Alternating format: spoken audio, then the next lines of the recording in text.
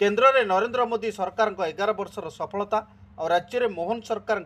1 वर्ष कार्य संपर्क में एवं गाँ गाँव में पहुंची लोकों को अवगत कराइबे बीजेपी कर्मकर्ता। आज गंजाम जिला बेगुनियापड़ा ब्लॉक अंतर्गत अंगारगाँ मंडल पक्षर सांकुड़ा स्थित धबलेश्वर मंदिर प्रांगण में एने एक कर्मशाला अनुष्ठित हो जाइछि। अंगारगाँ मंडल सभापति राजेन्द्र भूया तत्वावधान में अनुष्ठित कर्मशाला रे मुख्य अतिथि भाव कोतला एनएसी अध्यक्ष सूर्यनारायण नायक, सम्मानित अतिथि भाव मंडल प्रतिनिधि नारायण सुमंतराय, पूर्वतन जिला संपादक रवींद्रनाथ मिस्त्री,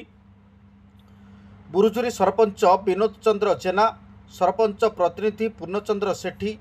पूर्वतन मंडल सभापति निरंजन स्वाई प्रमुख जोगदे उभय केन्द्र और राज्य सरकार सफलता संपर्क में आलोचना करने सहित गाँ गाँव में पहुंची कार्यकर्ता माने लोकों को एने अवगत कराइबा पई परामर्श देथिले। देखंतु आज आम कार्यकर्ता मान को धरिकी आम मंडल सभापति धरिकी आज प्रोग्राम है। एथिरे आमर राज्य सरकार 1 वर्ष और केंद्र सरकार 11 वर्षर जहाँ जहाँ आम देशपाई आम राज्य कर से कथा गुड़ा आमर कार्यकर्ता माने जाइकी जो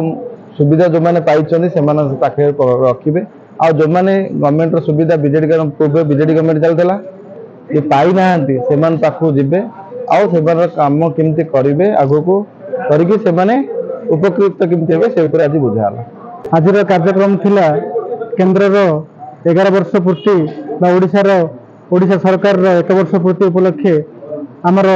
प्रत्येक अंगारगाँ मंडल प्रत्येक कार्यकर्ता को प्रेरणा दिखाई जे गाँ रु गाँ बुली प्रत्येक परिवार